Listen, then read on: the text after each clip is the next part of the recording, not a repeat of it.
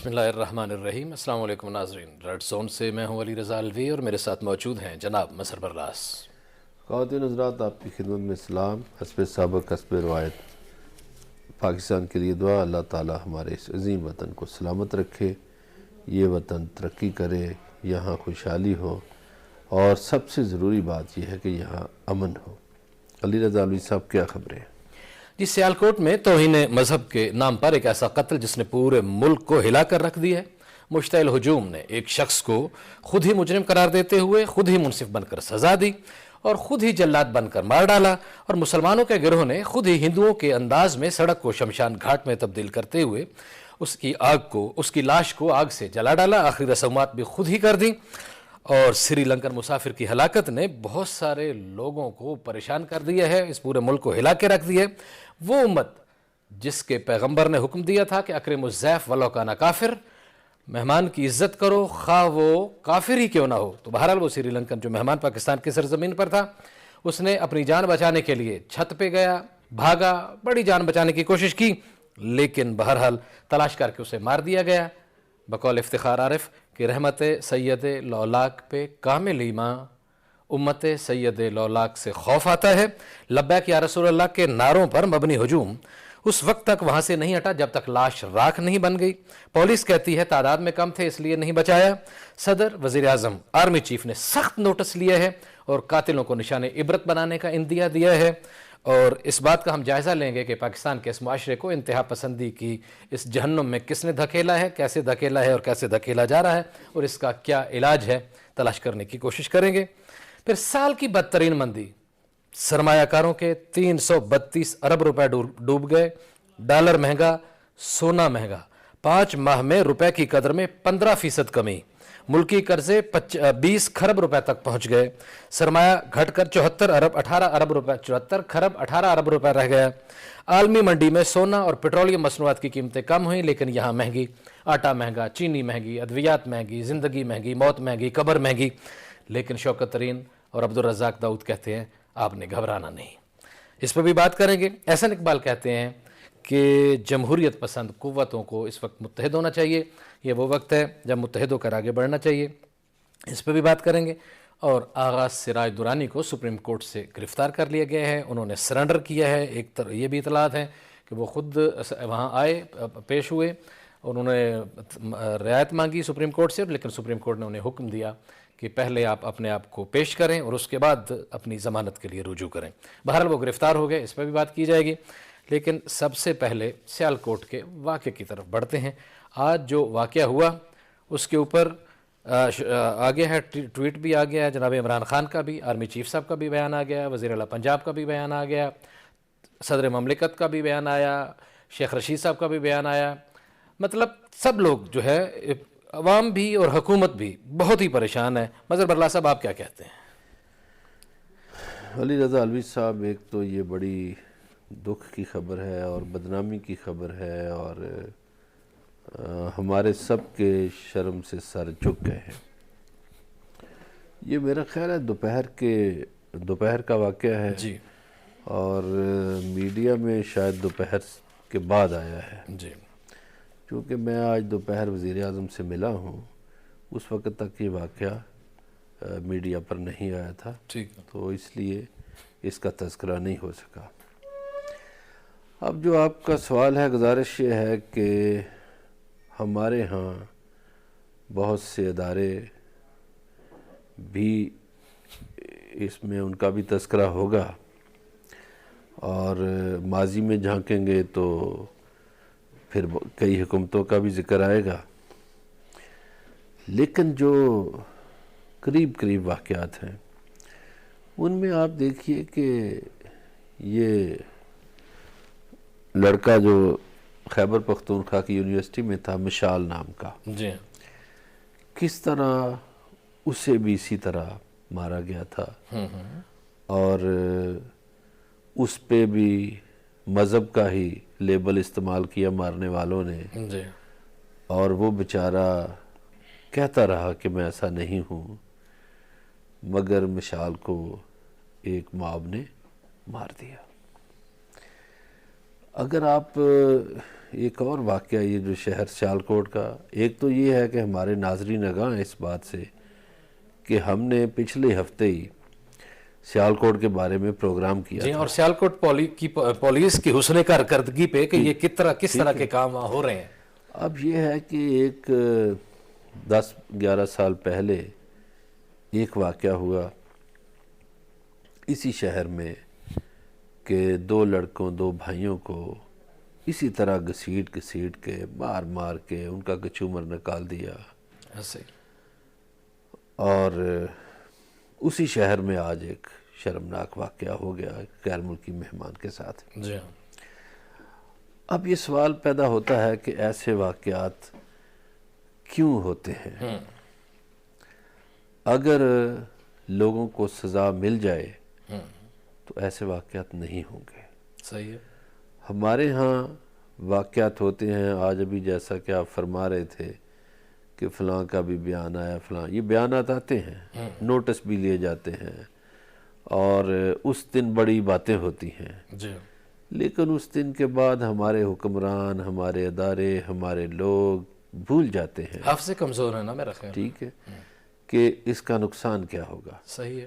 اب یہ جو واقعہ ہے اس کا ایک تو مجموعی طور پر بڑا نقصان یہ ہوا کہ ہمارا وہ مہمان تھا اور سری لنکا سے ہمارے بہت اچھے مراسم کوئی ہیں۔ شک نہیں، بالکل صحیح۔ اب ان مراسم کو ڈیمیج ظاہر کرنے کی کوشش ہے، درست ہے۔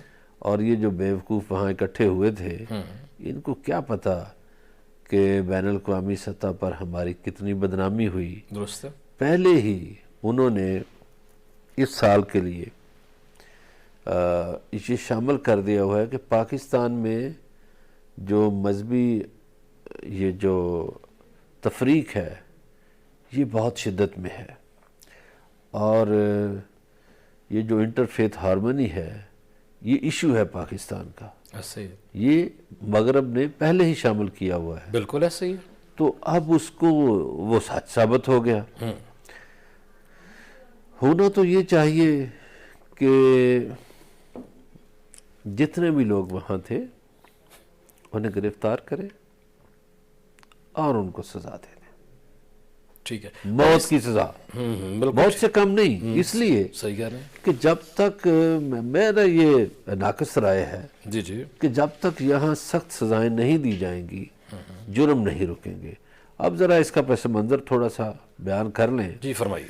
کہ یہ 80 کی دہائی میں مذہبی، فرقہ وارانہ اور لسانی یہ تعصبات ابھرے، اور اس میں آپ دیکھیے کہ ہمارے حکومتیں بے بس رہیں، یہاں مسلمان ہی مسلمانوں کو کافر کا لیبل لگاتے رہے ان پر، اور جلسوں میں کافر کافر کہتے رہے۔ جی ہاں۔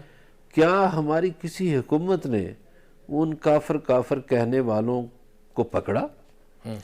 کیا ان کافر کہنے والوں کو کوئی سزا ملی؟ صحیح۔ ہمارا مذہب تو یہ کہتا ہے کہ آپ کسی کے جھوٹے خدا کو بھی جھوٹا نہ کہیں، اس لیے کہ کہیں وہ آپ کے سچے خدا کو ایسا نہ کہہ دے۔ صحیح۔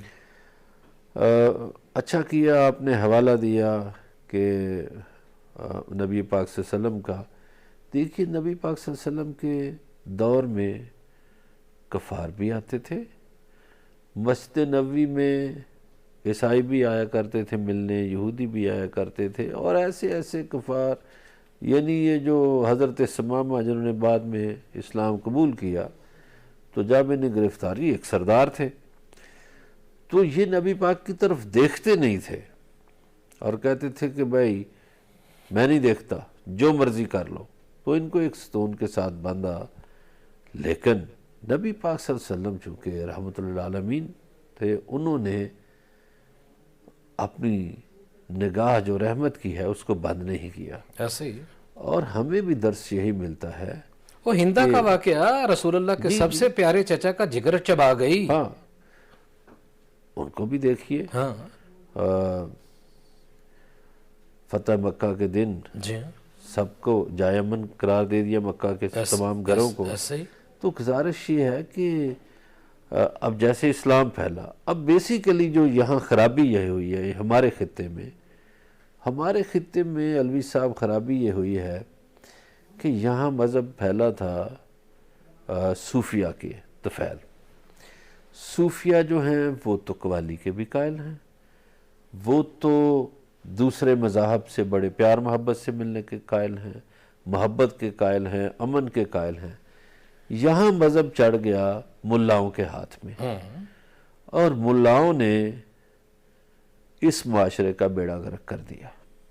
صحیح ہے. اب دوسری بات جو ہم نے پچھلے ہفتے ہی، ایک تو یہ سیالکوٹ والی بات کی، پچھلے ہفتے ہم نے ایک پروگرام قائد اعظم کے حوالے سے بھی کیا. جی وہ نقوی صاحب تشریف بھی لائے تھے جن کو ایوارڈ ملا.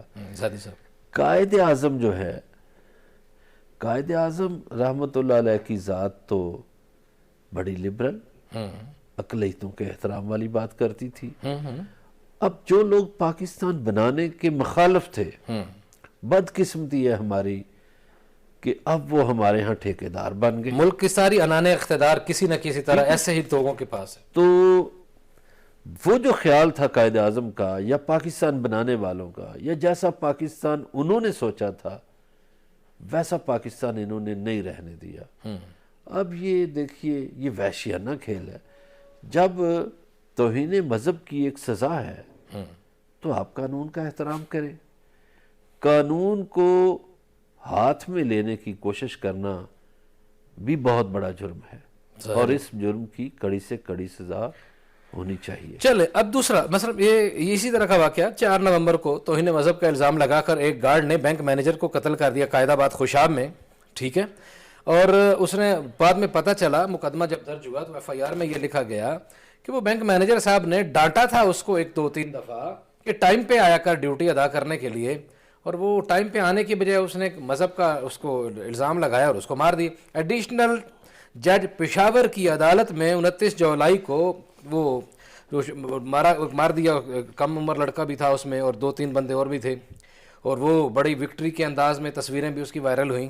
عدالت کے اندر توہین کا جو مذہب کا ملزم تھا اس کو مار دیا. ہم کسی توہین کرنے والے ملزم کو تو بالکل اس کے ساتھ رو رعایت کے قائل نہیں، اس کو سزا دلنی چاہیے جو بھی توہین مذہب کرتا ہے، لیکن عدالتیں موجود ہیں. طاہر اشرفی صاحب نے آج صحیح بات کی، انہوں نے اپنی پریس کانفرنس میں ان کا کہنا یہ تھا کہ بھائی آپ نے جس نے بھی یہ کیا ہے اور جن لوگوں نے کیا ہے انہوں نے اسلام اور پاکستان کا چہرہ مسخ کر کے رکھ دیا ہے. بات تو انہوں نے صحیح کی، لیکن گزارش یہ ہے، یہ جو واقعات آپ نے بیان کیے اس کا مطلب یہ ہے کہ ہمارے ہاں قانون نافذ کرنے والے اور قانون پر عمل درآمد کرانے والے ادارے کمزور ہیں. ایسا کیوں ہے؟ کہیں اس کے پس پردہ سیاسی لوگ ہیں، حکومتیں ہیں؟ کون ہے؟ دیکھیے، قانون پہ عمل درآمد کرانے والوں کو مضبوط ہونا چاہیے، قانون نافذ کرنے والے اداروں کو مضبوط ہونا چاہیے. 2 علوی صاحب قوانین ہمارے ہاں ایسے ہیں جن کا بڑا غلط استعمال ہو رہا ہے. ایک یہ مذہب کی توہین کا، کہ جیسے وہ قائد آباد والا واقعہ آپ نے بتایا کہ کسی نے کسی کو ڈانٹا یا کسی نے بات نہیں مانی تو اس پہ توہین مذہب کا لگا دو الزام. اور اسی طرح یہ جو ہریسمنٹ ہے، یہ جو خواتین کی ہریسمنٹ جی بالکل ہے، اس میں بھی میں نے دیکھا ہے کہ بہت سے جھوٹے الزامات آ جاتے ہیں. ہاں بالکل. اور کوئی کسی کو سلام لے لے، حالانکہ سلام لینا تو کوئی ہریسمنٹ نہیں ہے، جی لیکن ایسے کیسز بھی آ گئے، ہاں جی مجھے اس نے سلام لیا ہے. صحیح. او بھئی سلام لینا کون سا جرم ہے؟ تو یہ تو قوانین جو ہیں ان کا غلط استعمال ہو رہا ہے. اب یہ بات بنتی ہے کہ جو لوگ غلط استعمال کرتے ہیں قانون کا، ان کو بھی تو کوئی نہ کوئی سزا ملنی چاہیے. بالکل ایسا ہی ہے. کیوں غلط استعمال کرتے ہیں؟ پہلی بات یہ ہے کہ قانون کا احترام نہیں کرتے. ٹھیک ہے. دوسری بات یہ ہے کہ قانون کا غلط استعمال کرتے ہیں. تیسری بات یہ ہے کہ ہمارے ہاں قانون نافذ کرنے والے اور قانون پر عمل درآمد کرانے والے اداروں کو جب تک مضبوط وہ ادارے نہیں ہوں گے اور جب تک معاشرہ بھی ایسے کاموں کی نفی نہیں کرے گا، یہاں ایسے واقعات ہوتے رہیں گے. یہاں سخت سزائیں ملنی چاہیے. جب تک سخت سزائیں نہیں ملیں گی اس وقت تک ایسے واقعات آپ کو کئی جگہوں پر ملیں گے۔ اچھا، تحریک لبیک نے اس میں ہمیں بھی براہ راست ان کے ترجمان نے رابطہ کر کے میسج بھیجا، کہا کہ ہمارا اس واقعے سے کوئی تعلق نہیں ہے اور ہم اس کی پرزور مذمت کرتے ہیں، اور باقی بھی میڈیا پہ ظاہر ہے یہ خبر بھیجی گئی ہے ان کی طرف سے کہ ان کا کہنا یہ ہے کہ جو مارنے والے لوگ تھے ان کے کارکن نہیں تھے، حالانکہ نعرہ انہی کا تھا، وہ من سبا نبین والا جو نعرہ لگاتے ہیں وہ بھی انہی کا ہی تھا، لیکن بہرحال انہوں نے اس واقعے کی مذمت بھی کی ہے اور اس سے اعلان لا تعلقی بھی کی ہے۔ لیکن ان کے ناقدین بہت سارے لوگ جو ہیں وہ یہ کہتے ہیں کہ جب بہت سارے موب اس طرح کے آئیں گے، وہ لوگوں کو، پولیس والوں کو، باقی لوگوں کو ماریں گے اور پھر ان کو کلین چٹ دے دی جائے گی، تو اس طرح کے واقعات کیسے رکیں گے؟ یہی تو میں گزارش کر رہا ہوں کہ آپ کلین چٹ نہ دیں، آپ ان کو سزائیں دیں۔ اگر پرانے واقعات میں یہ جو 5-6 واقعات ہم نے ناظرین کے سامنے گنوائے ہیں، ان واقعات میں اگر لوگوں کو سزائیں مل جاتی اور سزائیں بھی چھوٹی موٹی نہیں، صحیح، موت کی سزائیں ملتی، جی ہاں، اگر آج جیسے سیالکوٹ میں اگر 100 بندہ ہے یا 200 بندہ شریک ہے، ہاں جی، 100 بندہ گرفتار ہوا ہے، اگر وہ 100 کے 100 بندے کو پھانسی ہو جائے، سکون آ جائے گا تو اس پورے کے بعد ملک یہ میں واقعات آئندہ نہیں کے ہوں گے۔ لیے، بالکل کوئی شک نہیں، اور مذہب کو ڈال کے طور پر استعمال کرنا، اور یہ اس طرح کا انداز جو ہے وہ بالکل، اور باقی جب ملک میں قوانین موجود ہیں آج، وہ بالکل انہوں نے صحیح کہا حسان خاور نے اور طاہر اشرفی صاحب نے کہ جب ملک میں قوانین موجود ہیں توہین مذہب کے حوالے سے، توہین رسالت کے حوالے سے، تو پھر ان قوانین اسی لیے بنائے گئے ہیں کہ عدالتوں میں لے جائیے، اگر کوئی شخص آپ کی نگاہ میں ہے، عدالت اس کی تحقیق کرے گی، چھان بین کرے گی، مجرم ہوگا تو اس کو سزا دے گی، اگر مجرم نہیں ہوگا تو اس کو معاف کر دے گی، جو بھی ہے۔ لیکن خود ہی عدالت لگانا، خود ہی جلاد بننا، خود ہی شمشاد گھاٹ بنانا کسی بھی مہذب معاشرے میں روا نہیں ہے، اور یہ اس نے بہت زیادہ پاکستان کا اور اسلام کا چہرہ مسخ کر دیا۔ بات چیت کا سلسلہ جاری ہے، ہمارے ساتھ رہیے گا، ملتے ہیں ایک بریک کے بعد۔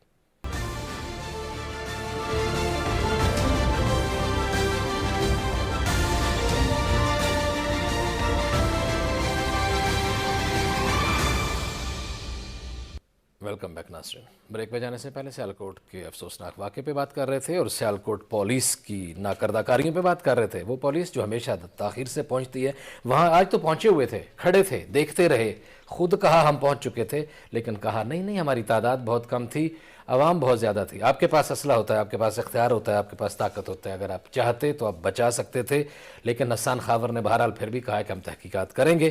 تحقیقات میں کیا ہوگا سب کو پتہ ہے۔ بہرحال اگلی خبر کی طرف ہم نے بڑھنا ہے، اور اگلی خبر یہ ہے کہ کہا ہے جناب شوکت ترین صاحب نے، مشیر امور خزانہ، جو صورتحال ہے اس کو میں نے انٹرو میں بتا دیا، آپ نے دیکھ بھی لی، لیکن وہ کہتے ہیں کہ گھبرانا نہیں ہے، بالکل پریشان نہیں ہونا، سب کچھ ٹھیک ہو جائے گا، ملک میں معاشی حالات بالکل فٹ ہو جائیں گے، ٹھیک ہو جائیں گے۔ انہوں نے کیا کہا ہے آپ کو سناتے ہیں، انہی کی زبانی پھر تبصرہ کرتے ہیں۔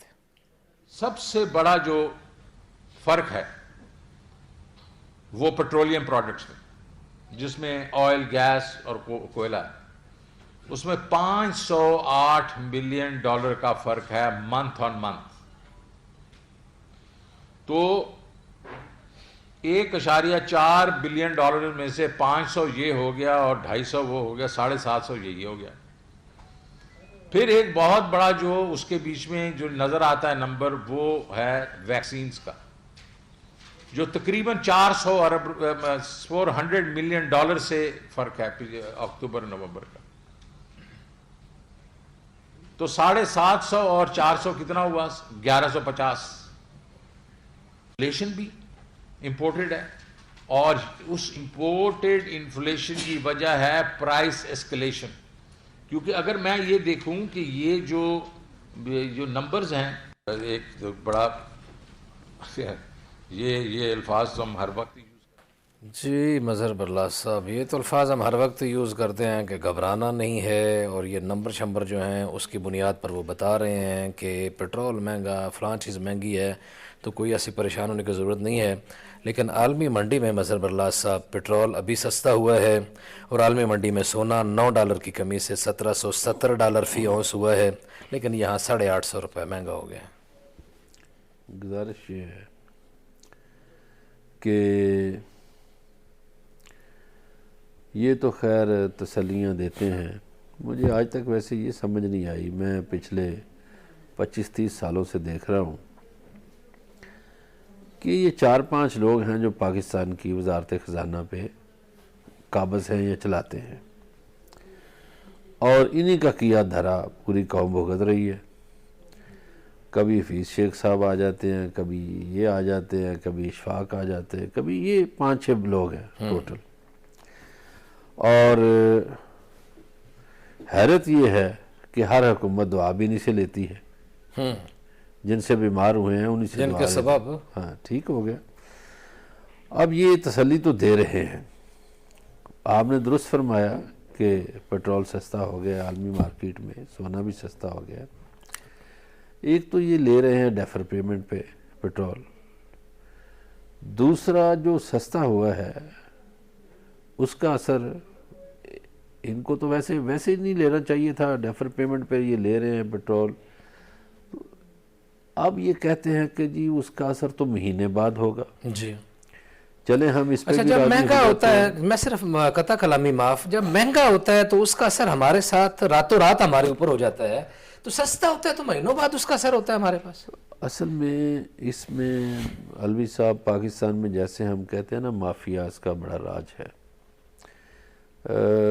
مثلا یہ جو گھی بنانے والے ہیں، آج پام آئل مہنگا ہوگا نا ملیشیا سے، تو کل یہ گھی مہنگا کر دیں گے، حالانکہ گھی پہلے سے تیار ہوا ہوتا ہے، لیکن ہمارے ہاں جو مافیا ہے وہ مہنگا کر دے گا فوراً۔ اور جب پام آئل سستا ہوگا تو یہ کہیں گے کہ جی ابھی تو ہم نے پرانا یوز کر رہے ہیں جو مہنگا لیا تھا، تو سستا آئے گا تو پھر دیں گے مہینہ۔ تو اسی طرح یہ پیٹرولیم جو ڈیلرز ہیں یا سپلائی کرنے والے لوگ ہیں وہ بھی اسی طرح کے بہانے۔ چلیں ہم نے یہ بھی مان لیا۔ اگر یہ مان لیں پھر قطع کلامی معاف، تو پھر گڈ گورننس کس بلا کا نام ہے؟ حکومت کس کا نام ہے؟ اس نظام کو چلانے والوں کا کیا کام ہے؟ میں سمجھتا ہوں کہ پاکستان میں حکومتیں مافیاز کے سامنے بے بس ہوئی پڑی ہیں۔ اس کی بڑی وجہ یہ ہے کہ مافیاز کے اکثر کردار حکومتی کابینوں میں شامل ہوتے ہیں، صحیح، اور یہ ایک عرصے سے چلا آ رہا اور یہ المیہ ہے۔ ہے، یہ المیہ ہے اور ایک عرصے سے چلا آ رہا ہے۔ ٹھیک ہے، ہمیں ان کرداروں کی نشاندہی کرنی چاہیے، صحیح ہے، اور حکمرانوں کو بھی چاہیے۔ ابھی ایک مشیر ان کے انرجی سے گئے ہیں تو خود ان کی کمپنیاں تھیں جو ڈاکہ ڈال رہی تھیں، بالکل صحیح ہے۔ اور جب حکومت میں شامل شخص ڈاکہ ڈالے تو لوگ کیا کریں یا لوگ کیا کہہ سکتے ہیں؟ صحیح ہے۔ اب یہ تسلی جو ہے، جو میری بات چیت ہوئی ہے کچھ اس طرح کے ماہرین سے جو معیشت سمجھتے ہیں، وہ کہتے ہیں جی 3-4 ماہ مشکل ہے پاکستان کے لیے، ٹھیک ہے، اور خاصے مشکل ہے، یعنی مشکل ہی نہیں خاصے مشکل خاص سے ہے۔ مشکل ہے۔ اب اس میں کیا کریں؟ ہماری سابقہ حکومتوں نے بھی قرضے بہت لیے، اور قرضوں پہ سود بھی دینا پڑتا ہے۔ جی، ہمارے ہاں حکمران سوچتے نہیں قرض لیتے وقت، اور جو حکمرانوں کی عیاشیاں ہیں جو وہ ہر دور میں رہی ہیں، اور وہاں ٹیکس دیتے ہیں نا لوگ مغرب میں، تو غریبوں پر خرچ ہوتا ہے۔ یہاں ٹیکس لیا جاتا ہے تو طبقہ عمرہ عیاشیاں کرتا ہے، ٹیکس غریبوں کے خون سے نچوڑا جاتا ہے اور عیاشیاں طبقہ عمرہ کرتا ہے۔ اب اس میں سے جو وزیر صاحبان ہیں بہت سے، میری باتیں پتہ نہیں لوگوں کو اچھی لگیں یا بری لگیں، لیکن حقیقت یہ ہے کہ یہ جو باہر سے آتے ہیں نا لوگ، یہ فلانا ہارورڈ سے پڑھ کے آ گیا ہے، فلانا آکسفورڈ سے پڑھ کے آ گیا ہے، فلانی یونیورسٹی سے پڑھ کے آ گیا ہے، ان کو اس ملک کے مسائل کا نہ ادراک ہے، نہ ان کے پاس حل ہے۔ صحیح ہے۔ یہاں جو لوکل آدمی ہوگا جو ان مسائل کو دیکھتا ہے، ان مسائل سے گزرا ہے، وہی ان کا حل نکالے گا۔ صحیح ہے، اس کی مثالیں کئی ملکوں میں ہیں۔ بالکل صحیح ہے۔ یہ ہمارا ہمسایہ ملک ہے انڈیا، وہاں آپ دیکھیں ریلوے کا وزیر بنا لالو پرساد یادو، بالکل ان پڑھ آدمی تھا، اور وہاں ریلوے کا نظام اس نے ایسا ٹھیک کیا کہ آج انڈین ریلوے جو ہے 35 سے 40 ارب ان کو پرافٹ دیتی ہے، صحیح ہے، اور ہمارے ہاں نقصان جاتا ہے، خسارہ ہوتا ہے۔ صحیح ہے۔ دوسرا جو بات ہے کہ ہماری درآمدات بہت ہیں، اور ڈالر کے مقابلے میں روپیہ خاصا کمزور ہوا ہے، اس کا بھی ہمیں نقصان ہو رہا ہے۔ صحیح، اس لیے کہ اگر روپیہ مضبوط ہو تو قرضے میں کمی آ جائے، صحیح۔ روپیہ جب کمزور ہو گیا ہے تو ظاہر ہے قرضے میں بھی اضافہ جی بالکل صحیح بات ہے۔ یہ بہت ساری ہماری کچھ کمزوریاں ہیں، کچھ ناکردہ کاریاں ہیں، کوئی نالائکیاں ہیں اور کچھ نااہلیاں ہیں، اور یہ نااہلیوں کی بہت ساری وجوہات بھی ہیں۔ قرضے کتنے تھے، ابھی کتنے لیے گئے، اس رواں 3 برس میں کتنے قرضے لیے گئے، ماضی کے 20 برسوں میں کتنے لیے گئے، اور اس سے پہلے 50 برسوں میں کتنے لیے گئے، یہ بہت ساری باتیں کل تفصیل سے اس معیشت کے موضوع پہ ایک پروگرام کریں گے انشاءاللہ۔ بات چیت کا سلسلہ جاری ہے، ہمارے ساتھ رہیے گا، ملتے ہیں ایک بریک کے بعد۔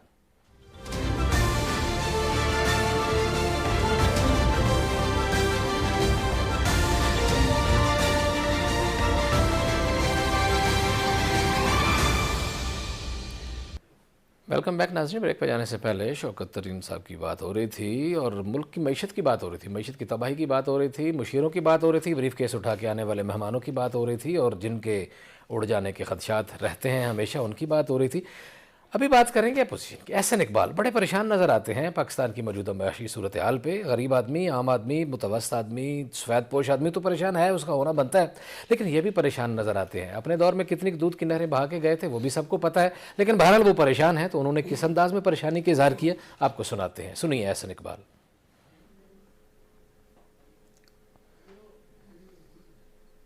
احسن اقبال، ہم آپ کو بتا رہے ہیں کہ احسن اقبال نے کیا گفتگو کی، وہ آپ کو سناتے ہیں۔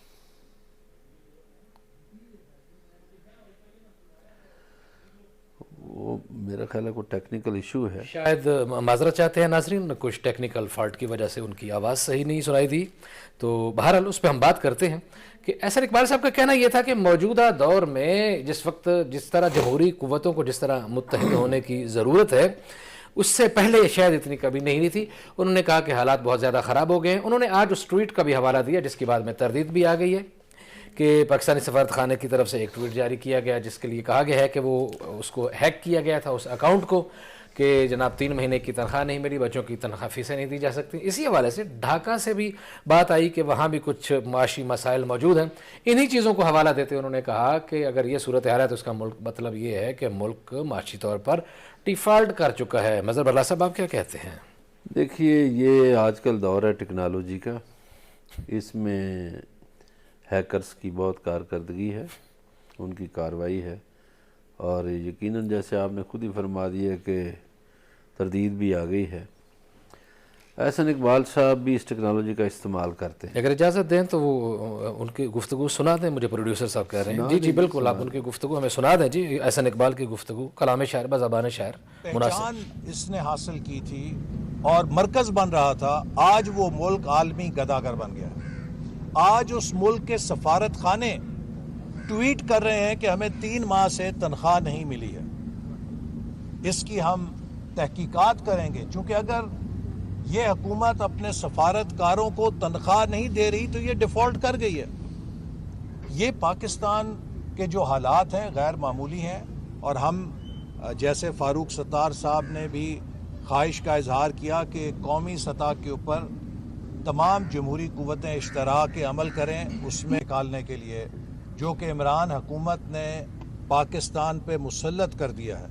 مجھے بحیثیت پاکستانی الفاظ نہیں ہیں کہ میں یہ بات کہہ سکوں کہ آج پاکستان کی معاشی خود مختاری کو سرنڈر کر دیا گیا ہے، IMF کے سامنے سرنڈر کر دیا گیا ہے، اور ایک برادر ملک سے امداد لینے کے لیے سرنڈر کر دیا گیا ہے۔ جی یہ وہ چیز ہے کہ جو کوئی پاکستان کی خود مختاری کو IMF کے سامنے اور ایک برادر ملک سے قرضے لینے کے نام پر ان کے سامنے سرنڈر کر دیا گیا ہے۔ یہاں بات کی تان ٹوٹی ہے۔ گزارش یہ ہے کہ ایک تو وہ ٹیکنالوجی کی بات ہم نے پہلے کچھ بات کر لی تھی، پچھلے دنوں انہوں نے ایک پول کی ڈالا اپنے ٹویٹ پہ احسن اقبال صاحب نے، پھر جب دیکھا کہ ان کے خلاف آ رہا ہے کام تو ڈیلیٹ کر دیا۔ اتنے تو بہادر ہیں یہ۔ اب دوسری بات جو IMF والی کی، حضور گزارش یہ ہے کہ پاکستان نے آج تک 22 پروگرام لیے ہیں IMF سے، تو 22 کے 22 کنہوں نے لیے؟ یہ بھی اس گناہ میں شامل ہے، ٹھیک ہے۔ 4 مرتبہ انہوں نے لیا تھا، صحیح 9 مرتبہ پیپلز پارٹی نے لیا ہے، جی گزارش یہ ہے کہ IMF کے ساتھ ہماری حکومتوں کی ڈیل چلتی رہتی ہے، ٹھیک ہے، اور جو انہوں نے نام لیا، نام لے لیتے ہیں، سعودی عرب کی بات کی، وہ یہ تو پتہ نہیں کن مجبوریوں کے تحت نام نہیں لے رہے، تو حضور ان کا کیا دھرا بھی بہت ہے، یہ اپنا دور بھول گئے ہیں جب اسحاق ڈار نے سکوک بانڈ جاری کیے تھے اور ہماری کئی بلڈنگز جو تھیں وہ گروی رکھوا دی تھی سیاستدانوں کا۔ اچھا دوسرے وہ جو ساتھ کھڑے ہیں ان کی تو کوئی سیاسی حیثیت ہی نہیں، MQM جو ہے وہ حکومت میں شامل ہے، دوسری جو پارٹی ہے وہ مصطفیٰ کمال والی وہ الگ ہے، یہ تو اکیلے آدمی ہیں، ان کی کوئی حیثیت ہی نہیں فاروق ستار کی، یہ ویسے ہی وہ بھی سہارا ڈھونڈ رہے تھے، یہ ایسے ہی دل لگانے کے لیے انہیں ملے ہیں، تو میرا خیال ہے یہ ملاقات جو ہے کوئی سیاسی طور پر اہم نہیں، کوئی ایسی اہم نہیں ہے۔ لیکن ایک اور اہم جو سیاسی اہمیت کے حامل ایک واقعہ آج پیش آیا اسلام آباد میں سپریم کورٹ میں، آغا سراج درانی کو گرفتار کر لیا گیا، اس گرفتاری کو آپ کیسے دیکھتے ہیں؟ اس کے بڑے دوررس اثرات مرتب ہوں گے، اس لیے کہ ایک تو آغا سراج درانی ایک مہینے سے غائب تھے یا مفرور تھے یا روپوش تھے، جو بھی کہہ روپوش لیجئے، تھے، ان کی گرفتاری ہو گئی۔ اب یہ حکومتی اتحاد میں بھی مسئلہ بنے گا، چونکہ آغا سراج درانی داماد ہیں پگاڑا خاندان کے، درست ہے، اور ان کی پارٹی جو ہے جو فنکشنل لیگ GDA ہے وہ حکومت میں بیٹھے ہوئے ہیں۔ جی ہاں، اب ایک اتحادی پہلے ہی ان سے نالاں نظر آتے ہیں، کاف لیگ والے چودھری پرویز الہی صاحب، تو اب دوسرے بھی ناراض ہو جائیں گے، جی وہ ناراضگی ہو سکتی ہے۔ ٹھیک ہے، ایک بات بڑی پتے کی ہے محترمہ شیری رحمان نے، انہوں نے کہا کہ دیکھیے ٹھیک ہے آغا سراج درانی گرفتار ہوئے ہیں، مگر ہمیں یہ نہیں سمجھ آتی کہ تحریک انصاف کا کوئی وزیر گرفتار نہیں ہوتا، سارے نیک لوگ ہو، تحریک انصاف کا کوئی رہنما گرفتار نہیں ہوتا، تو یہ ایک جانبداری پہ سوال ہے ان کا نیب پہ، تو نیب کو غیر جانبدار خود کو ثابت کرنا چاہیے ایک سیاستدان کی طرف سے۔ لیکن جسٹس جاوید اقبال کو جب بھی بات کا موقع ملتا ہے وہ کہتے ہیں ہم بالکل خود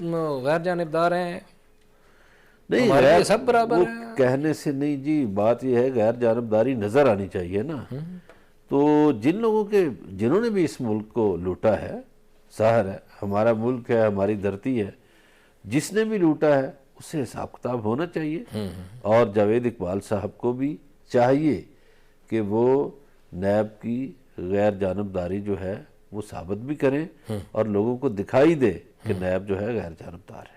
صحیح ہے، تو آپ کا کہنا یہ ہے کہ یہ آغا سراج درانی صاحب کی گرفتاری خالی ایک شخص کی گرفتاری نہیں ہے، یہ حکومتی اتحاد پہ برق بن کے گر سکتی ہے۔ اچھا ایک اور بات بھی ہو رہی ہے نا، دیکھیے پہلے بھی وہ جو ناراض ہیں تحریک انصاف سے لوگ، ان کی کچھ ملاقاتیں ہوئی ہیں پیپلز پارٹی کے لوگوں سے بھی، صحیح ہے، لیکن اب 6 جو تاریخ ہے بڑی اہم ہے سیاسی حوالے سے۔ جی سیاسی حوالے سے 6 دسمبر کو بڑا اہم قرار دیا جا رہا ہے، دیکھیے 6 دسمبر کو کیا ہوتا ہے، آپ بھی تیار رہیے، ہم بھی یہیں انشاءاللہ۔